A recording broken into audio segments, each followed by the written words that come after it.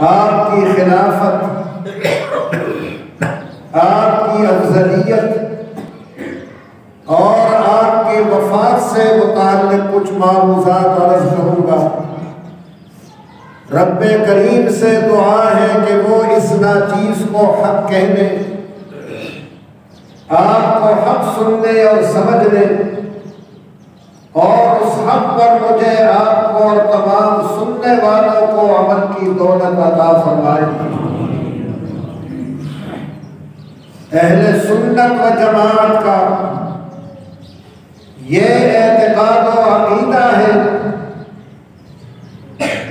کہ انبیاء و مرسلین کے بعد اس روئے زمین پر جو سب سے افضل شخصیت ہے وہ حضرت ابو بکر کی شخصیت ہے۔ حضرت ابو بکر انبیاء و مرسلین کے بعد تمام انسانوں سے افضل ہے۔ افضل ہونے کا کیا مطلب؟ افضل کسے کہتے ہیں؟ افضل ہونے کا مطلب یہ کہ انبیاء و مرسلین کے بعد بارگاہ خداوندی میں جو سب سے زیادہ قرب حاصل ہے وہ آپ کو حاصل ہے۔ اللہ تعالیٰ کی بارگاہ میں انبیاء و مرسلین کے بعد سب سے زیادہ قریب آپ ہیں۔ حضرت ابو بکر کو یہ قرب، یہ نزدیکی، یہ افضلیت، یہ محبوب کبریا کے طفیل ملی کہ سب سے زیادہ قریبی اللہ کے وہ ہیں، سب سے زیادہ نزدیک اللہ کے حبیب کبریا ہے، اور حبیب کبریا کے سب سے قریبی آپ ہیں، حضور کے طفیل۔ اب تمام صحابہ کرام میں اور انبیاء و مرسلین کے بعد سب سے قریبی اللہ کے آپ ہیں۔ یہ عقیدہ ہے اہل سنت کا کہ سب سے زیادہ قرب آپ کو حاصل ہے، اور یہ احادیث کے اشاروں سے، کنایوں سے، رموز سے ثابت ہے۔ احادیث کے کنائے ہیں، اشارے ہیں، رموز و اسرار ہیں جو یہ بتاتے ہیں کہ انبیاء و مرسلین کے بعد سب سے افضل آپ۔ حضور اکرم صلی اللہ علیہ وسلم 14 دن بیمار رہے، جس بیماری میں آپ نے پردہ فرمایا، 14 دن بیمار رہے، دن بہ دن بیماری بڑھ رہی، دن بہ دن مرض بڑھتا جا رہا ہے۔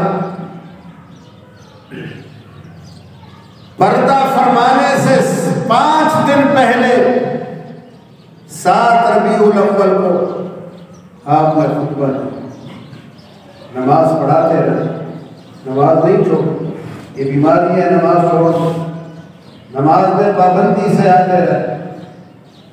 7 ربیع الاول کو پردہ فرمانے سے، وصال سے 5 دن پہلے آپ نے خطبہ دیا، اور کس کے بارے میں؟ حضرت ابو بکر کے بارے میں، جن آخری اوقات میں اور اپنی حیات طیبہ کے ان آخری دنوں میں بیماری کی حالت میں یہ خطبہ حضرت ابو بکر کی فضیلت میں دے رہے ہیں۔ یہ بتانا چاہتے ہیں کہ لوگوں، میرے بعد جس کو تم نے افضل ماننا ہے وہ ابو بکر ہے۔ یہ اشارہ ہے، کنایا ہے۔ حضرت ابو بکر رضی اللہ تعالی عنہ، مسلمان سب اس خطبے میں شریک، حضور کا خطبہ سن رہے ہیں۔ آپ نے فرمایا کہ لوگوں، تم نے مجھ پہ احسانات کیے، تم مکے سے مدینہ آیا، تم نے مجھے بہت اچھا یہاں رکھا، میرے ساتھ تم لوگوں نے احسانات کیے، جہادوں میں ساتھ دیا، جنگوں میں ساتھ دیا، اعلاء کلمت اللہ میں ساتھ دیا، ہر موقع پر میرا ساتھ دیا، تمہارے احسانات ہیں مجھ پہ، لیکن یاد رکھو کہ میں نے سب لوگوں کے احسانات کا بدلہ ادا کر دیا ہے۔ جو تمہیں میں نے شریعت دی ہے، جو تمہیں دین دیا ہے، جو تمہیں سچائی کا راستہ دکھلایا ہے، جو تمہیں قرب خدا عطا کیا ہے، تمہارے تمام احسانات کا بدلہ میں نے دے دیا۔ مجھ پر کسی کا کوئی احسان نہیں ہے، تمہارے احسانات تھے مجھ پہ، میرا ساتھ دیا، مجھے مدینے میں رکھا، میرے ساتھ جہادوں میں شریک ہوئے، میرے ساتھ جنگوں میں تم گئے، میرے ساتھ سفروں میں گئے، تمہارے احسانات، مگر میں نے تمام احسانات کا بدلہ ادا کر دیا ہے، کسی کا کوئی بدلہ مجھ پہ نہیں۔ اللہ کی بارگاہ میں محمد اس طرح جائے گا کہ اس کے کندھوں پر کسی کا کوئی احسان نہیں ہو، صلی اللہ علیہ وسلم۔ یہ جملہ فرمانے کے بعد آگے کیا فرمایا؟ آگے فرمایا الا ما خلا ابا بکر، فرمایا سوائے ابو بکر کے تمام لوگوں کے احسانات کا بدلہ میں نے دے دیا ہے، لیکن ابو بکر کے احسانات کا بدلہ میں دنیا میں نہیں دے سکا۔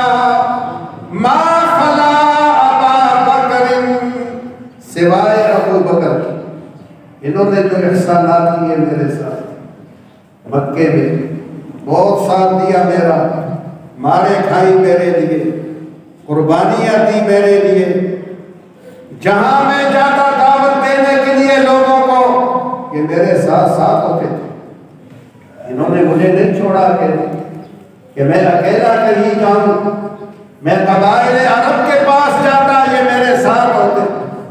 فرمایا ما خلا ابا بکر، سوائے ابو بکر کے احسانات کے، ان کے احسانات کا بدلہ انہیں اللہ عطا کرے، میں نہیں دے سکتا۔ یہ حضور مسلمانوں کے آگے اپنی بیماری میں یہ خطبہ دے رہے ہیں، ارشاد فرمایا ابو بکر کے احسانات کا بدلہ میں ادا نہیں کر سکا۔ فرمایا جن جن کے دروازے مسجد میں کھلتے ہیں، اس زمانے میں لوگوں کے مکانات مسجد سے ملے ہوئے، مسجد نبوی کے ساتھ ایک دروازہ راستہ میں کھلتا تھا اور دوسرا دروازہ ان کا مسجد میں کھلتا تھا، گھر سے ہی سیدھا مسجد میں آ جاتے تھے۔ آپ نے فرمایا تمام لوگ اپنے دروازوں کو بند کر لے، کسی کا دروازہ مسجد میں نہیں کھلے گا الا خوفۃ ابی بکر، سوائے ابو بکر کے دروازے کے، ان کا دروازہ میری مسجد میں ہی کھلے گا۔ فرمایا ان کا دروازہ بند نہیں ہوگا۔ یہ کیا اشارہ دے رہے ہیں رسول اللہ؟ یہ کس بات کی طرف اشارہ کر رہے ہیں کہ حضرت ابو بکر کا دروازہ بند نہیں ہوگا، وہ میرے باپ، میرے جانشین اور میرے نائب، سب کے دروازے بند۔ فرمایا ان کا دروازہ بند نہیں ہوگا۔ یہ خطبہ دی۔ 8 ربیع الاول کو حضور آئے مسجد، نماز پڑھائی، فجر کی، ظہر کی، عصر کی، مغرب کی، لیکن عشاء میں نہیں آ سکے۔ رسول اللہ 8 ربیع الاول کو عشاء کی نماز میں نہیں آ سکے، بار بار غشی طاری ہوتی تھی، بیماری ایسی شدید، ایسی سخت، مجھے اور آپ کو جو بخار ہوتا ہے اس کا دگنا بخار رسول اللہ کو ہوتا ہے۔ حضور کے ہاتھ پر کسی نے اپنا ہاتھ رکھا، اس نے کہا یا رسول اللہ آپ کو تو بہت شدید بخار ہے۔ آپ نے فرمایا کہ مجھے 2 آدمیوں کے برابر بخار ہوتا ہے، اگر 103 بخار مجھے اور آپ کو ہو تو رسول اللہ کو 106 بخار ہوتا ہے، 104 بخار مجھے اور آپ کو ہو تو انہیں 108 بخار ہوتا ہے۔ حضور، اور ایسی بخار میں لوگ مر جاتے ہیں، مجھے اور آپ کو ایسا بخار آ جائے 103، 4، 5 تک پہنچ جائے تو زندہ رہنا مشکل ہو جائے۔ نبی کریم علیہ السلام کو دگنا بخار ہوتا تھا. کسی نے کہا یا رسول اللہ آپ کو تو 2 گنا بخار ہے، ہم سے بڑھ کے بخار ہے. فرمایا میرا درجہ بھی زائد ہے. جس کا درجہ زائد اس کی مشکل زائد، اس کی مشکلوں میں اضافہ ہے. نبی کریم علیہ السلام عشاء کی نماز کے لیے نہیں آ سکے. مسلمان مسجد میں بیٹھے عشاء کی نماز کے لیے، رات بہت ہو گئی کہ ابھی حضور آئیں گے، ابھی آئیں گے. حضور ہوش میں آئے تو فرمایا لوگوں نے نماز پڑھ لی. ام المومنین کے حجرے میں تھے، حضرت عائشہ رضی اللہ تعالی عنہ کے حجرے میں. انہوں نے تیمارداری کی ہے حضور کی بیماری میں. وہ تیمارداری کرتی رہی. حضور کے 9 حجرے تھے، 9 بیویاں تھیں. ایک دن ایک بیوی کے پاس، دوسرے دن دوسری بیوی کے پاس، تیسرے دن تیسری کے پاس. اس بیماری میں آپ فرمایا کرتے تھے کہ کل میں کہاں ہوں گا، کل میں کس بیوی کے پاس رہوں گا.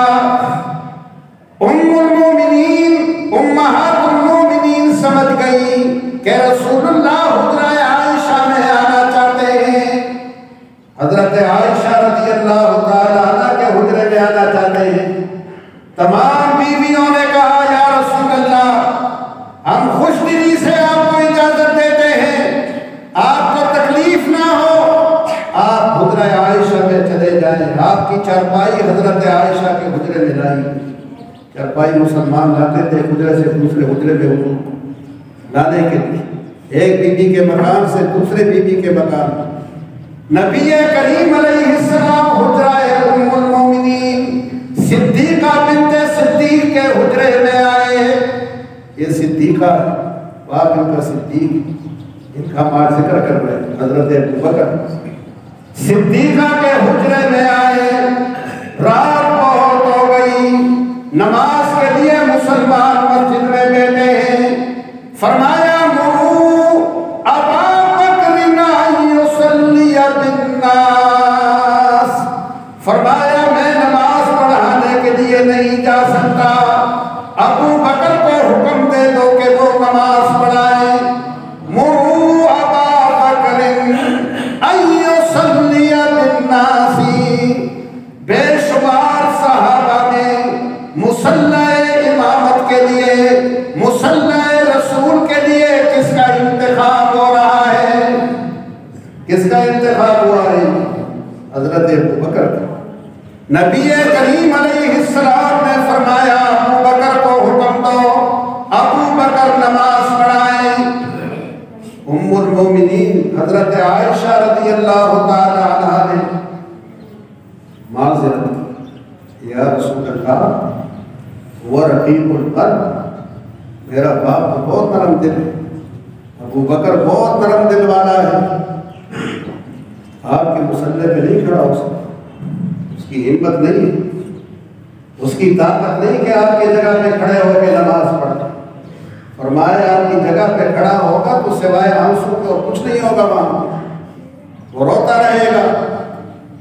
میرا باپ نرم دل ہے، کسی اور مضبوط دل کو آپ کہیں، دل والے کو کہیں کہ وہ نماز پڑھے. کوئی اور مضبوط دل والا ہو، مضبوط حوصلے والا ہو، اس کو آپ نماز کے لیے کہہ دیں. یہ معذرت، یہ مجبوری ام المومنین پیش کر رہی ہے.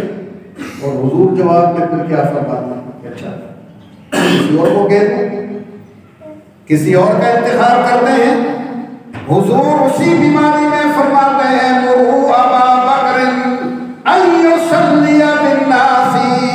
میں نے کہہ دیا ہے کہ ابو بکر نماز پڑھائے گا، ابو بکر کے علاوہ کوئی میرے مصلی پہ نہیں جائے گا. دل ان کا نرم ہے، دل ان کا رقیق ہے، میرے مصلی پر آئیں گے تو ہمت اور حوصلہ پیدا ہو جائے گا. فرمایا وہی پڑھائیں گے نماز، کوئی اور نہیں پڑھائے، کوئی اور نہیں آئے. حضرت ابو بکر نے عشاء کی نماز پڑھائی. یہ جمعرات کے دن کی بات ہے، جمعرات کو عشاء کی نماز حضرت ابو بکر نے پڑھائی. اگلا دن جمعہ تھا، 500 نمازیں حضرت ابو بکر نے پڑھائی. حضور نہیں آ سکے گھر سے باہر، ایسی تکلیف اور ایسی بیماری تھی۔ ہفتے کے دن 5 نمازیں پڑھائی، اتوار کے دن 5 نمازیں پڑھائی، پیر کے دن فجر کی نماز پڑھائی۔ یہ کتنی نمازیں ہو گئی؟ یہ 17 نمازیں ہو گئی۔ عشاء کی نماز، پھر جمعے کی 5 نمازیں، ہفتے کی 5 نمازیں، اتوار کی 5 نمازیں اور پیر کے دن کی فجر کی نماز، یہ 17 نمازیں ہو گئی۔ حضور کی حیات طیبہ میں، حضور کی زندگی میں آپ نے یہ 17 نمازیں پڑھائی، پیر کے دن فجر کی نماز پڑھائی، حضور کا حال احوال پوچھا، ملاقات کی اور دیکھا کہ حضور کی طبیعت کچھ بہتر ہے تو آپ کا گھر مدینہ سے 6 میل دور تھا، وہاں چلے گئے اور 10 بجے رسول اللہ کا انتصاب ہو۔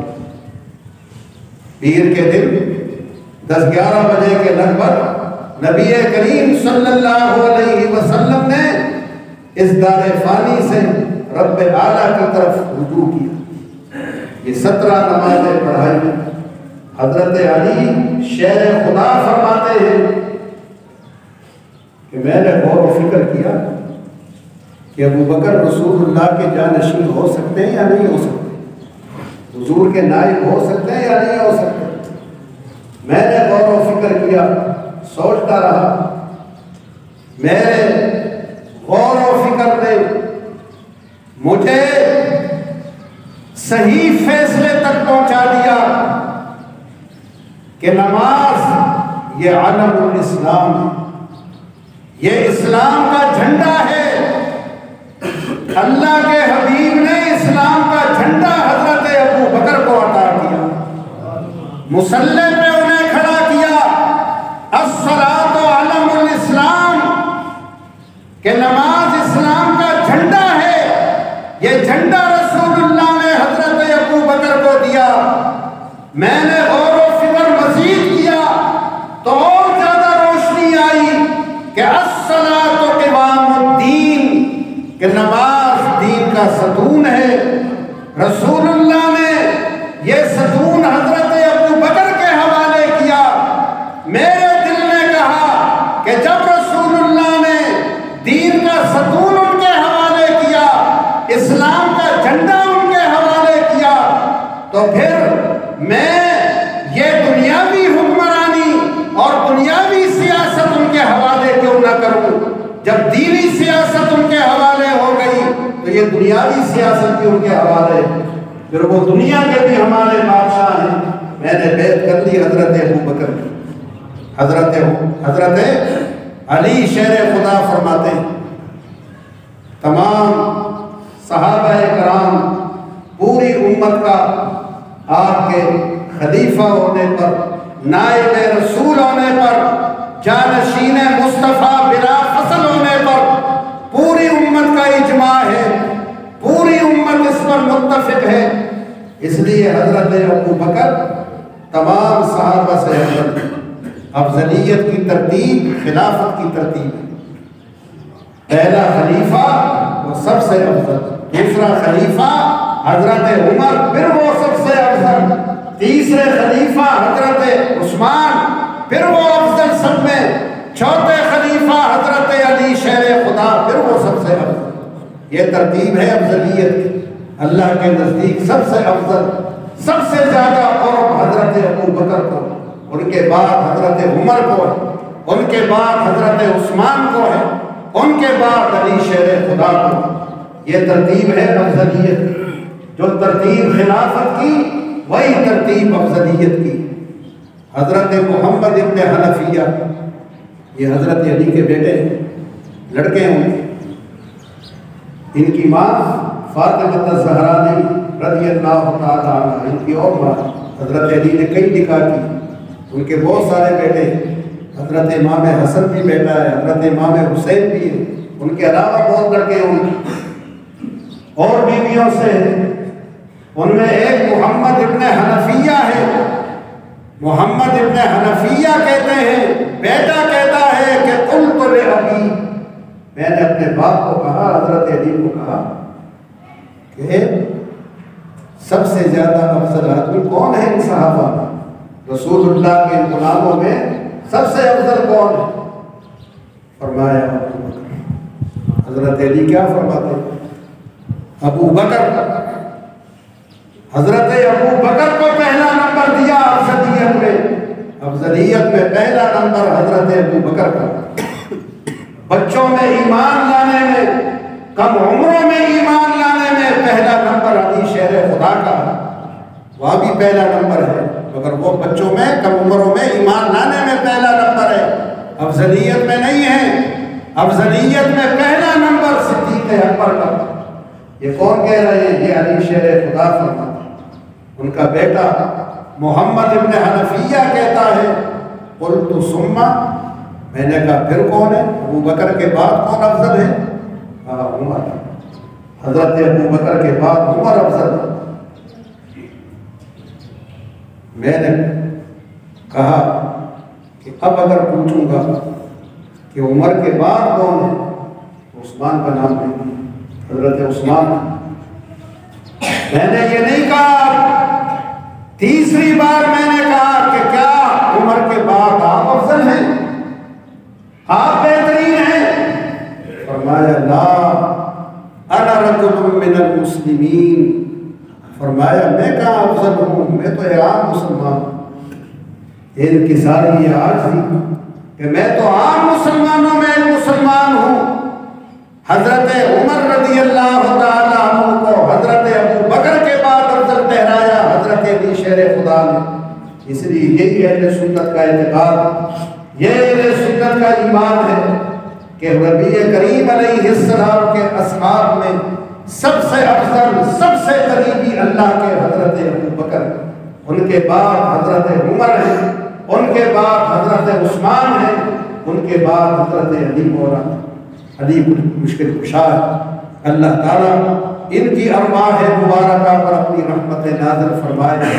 حضرت ابو بکر صدیق رضی اللہ تعالیٰ عنہ کی محبت، خلفائے اربعہ کی محبت، مہاجرین و انصار کی محبت ہمارے دلوں میں قائم و دائم رکھے۔